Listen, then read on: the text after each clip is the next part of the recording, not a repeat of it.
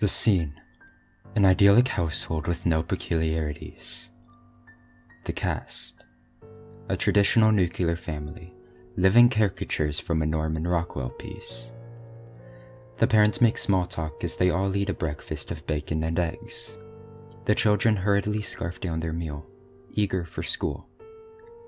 The mother picks up the dishes and together they walk out the door to begin the day. Their footsteps make no noise as they walk on the black dirt where grass grew once upon a time.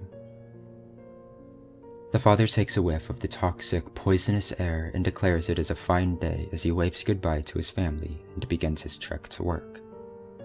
The brown and gray pollution that covers the sky shields the land from the scorching sun. The father whistles a tune as he carefully maneuvers around the corpses and trash that litter the road. He decides to take the long way since there is yet another traffic jam made up of destroyed cars and fallen buildings.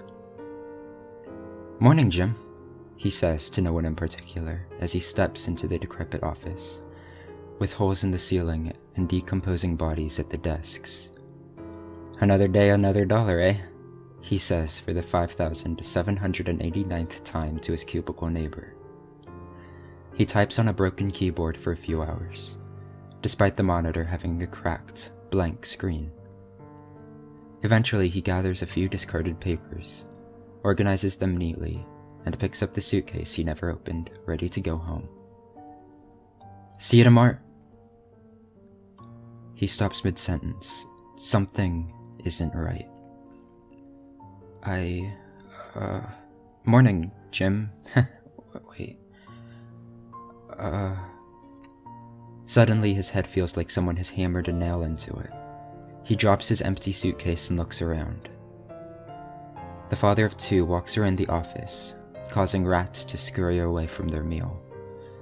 "I don't feel very good. Something the wife cooked, maybe?" A part of him knows there's no one here to talk to, yet such thoughts feel wrong. Of course there's people here. "Richard, you sly dog. You were just over for poker last week, right?" No response, of course. Yet he has heard his friend speak millions of times before.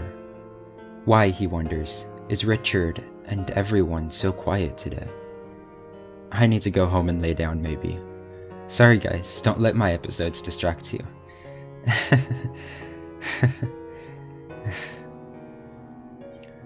He wanders out the doors and begins walking home, forgetting his rustic car.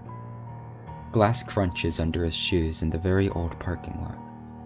Head still hurting, he walks to the charred skeleton of a tree and sits against it. What's wrong with me? Feels like everything's falling apart. He runs his hand through his hair and feels something odd. It feels like an ant has bitten his finger. Expecting to see a red bump, he instead sees a small blue wire protruding from his index finger.